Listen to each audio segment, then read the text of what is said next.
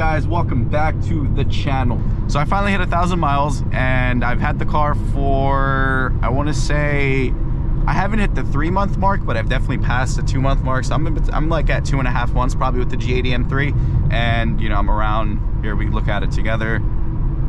If you guys could see, let's see, I'm at 1,035 miles. So I did pass 1,000 miles. For those of you that don't know, the break-in service does consist of, it's basically an oil change, and I believe they changed the differential oil on the vehicle as well. And you know, they reset the service schedule on the vehicle, obviously, so you know, it doesn't pop up that I need service, you know, upcoming service on the vehicle. I know this is something some people wonder. It is, at least in the US and Canada, it is free service. BMW does cover the break-in service, and I believe the maintenance is also covered up until 3 years, if I'm not mistaken, on all, I think it's all brand new BMWs. It's not just limited to the G80 M3, so it's all BMWs, not just this vehicle. So I think the performance is great on this, on the G80 M3. Now here, let me pop it into manual. I'll show you guys, like, let's go full manual. Like, you could, let's drop it another gear. You can see, like, I don't know if you can see it on the video, but like, I'm getting pulled back into my seat. You can probably see it with my little head GoPro thing, but I'm literally getting pulled back into my seat.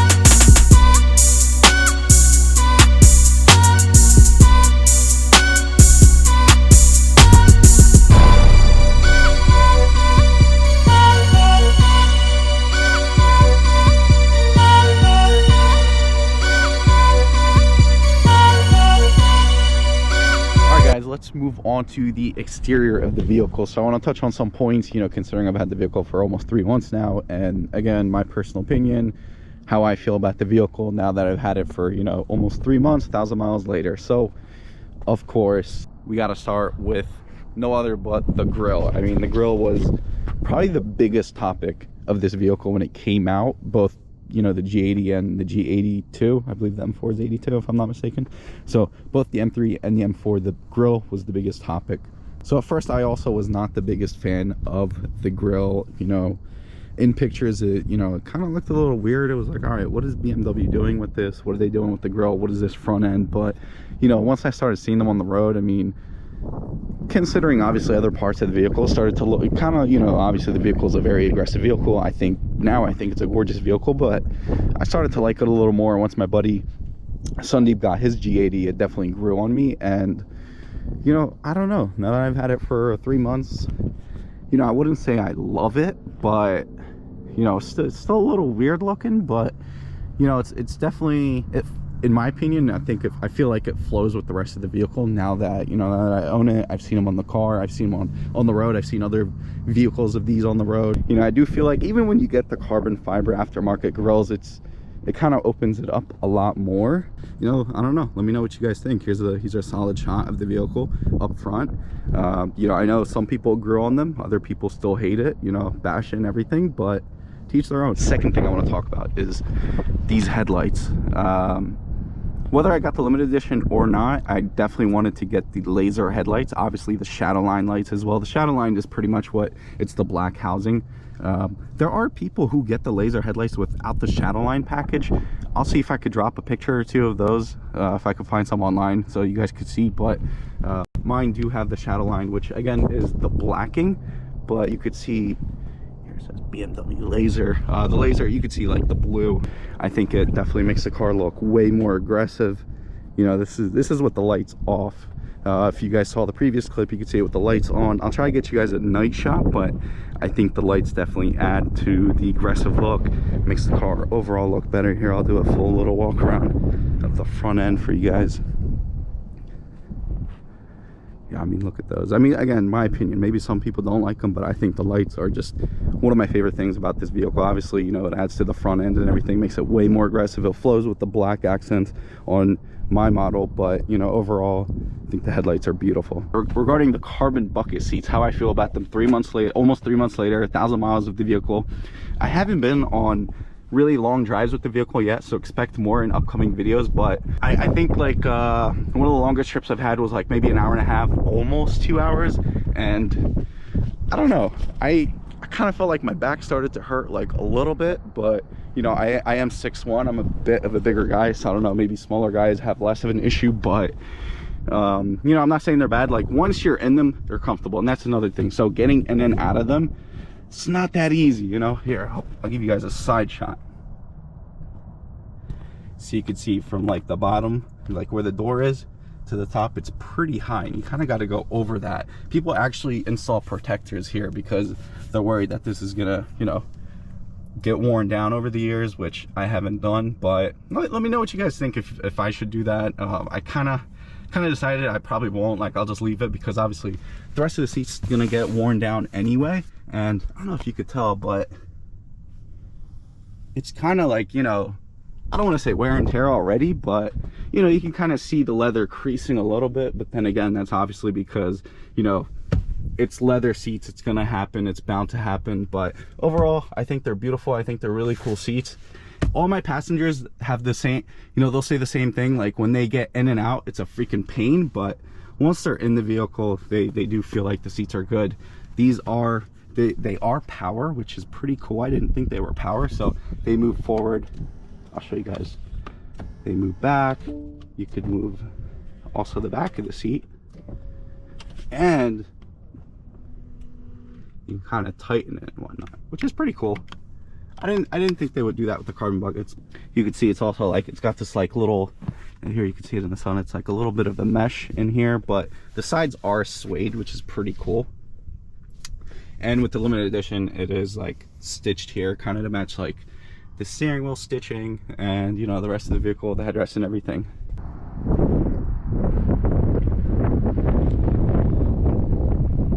So this was one of the 5 colors that came on the limited edition. Again, for those of you that are new, if not, you could watch a couple of my previous videos. I do go over it, but this is one of the 5 colors. I believe now in 23, if not, or 24, I believe there's, I think some people said you can actually get this as an individual. Previously, you could not.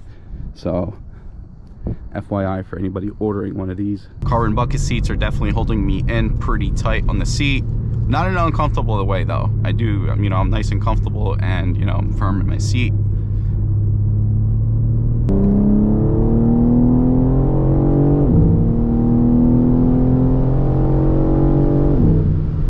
One thing on the CarPlay and the wireless charging, I feel like the wireless charger is honestly pretty useful. I might even switch to using a wire.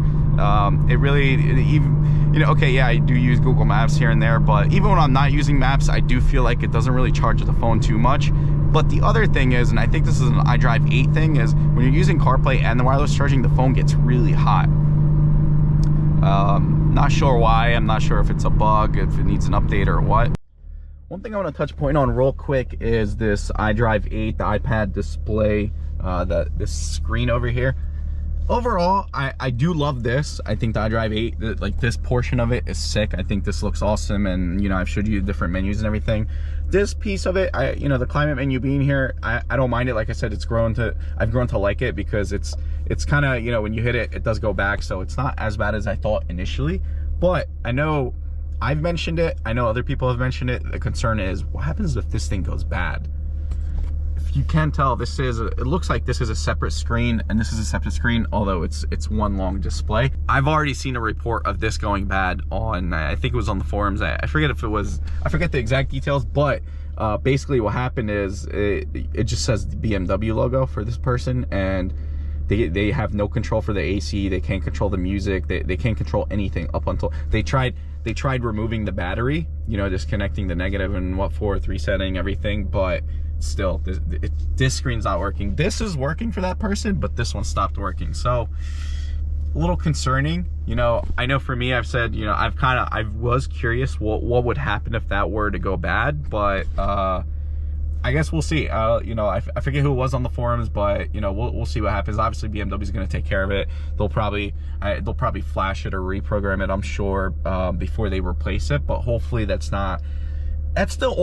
like, you know, a lot of people have the 2023 model, the iDrive 8, the iPad display, but that's the only one case I've heard where that happened. I haven't heard it with anybody else. Somebody else has had that issue.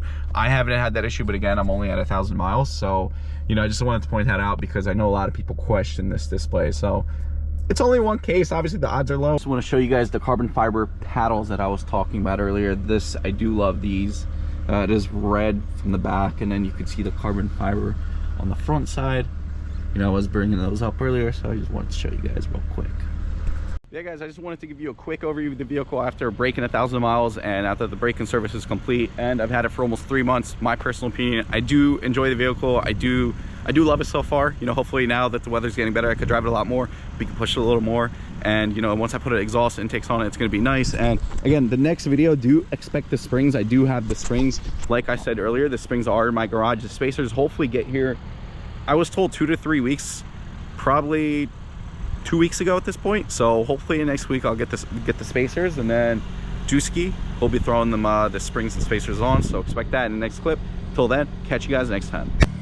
So I just want to show you guys the lights real quick. I think they look sick at night. You could see like the beam on my legs. It's pretty cool. Side marker here comes orange, but you could see like that it is blacked out because of the shadow line. You could still see the blue even when the lights are on, so I definitely like that. I think that's huge on these cars. Here, I'll do a quick walk around so you guys can see. It kind of looks, honestly, it starts to look kind of almost blackish, you know, once the sun sets, but you can still see the purple a little bit.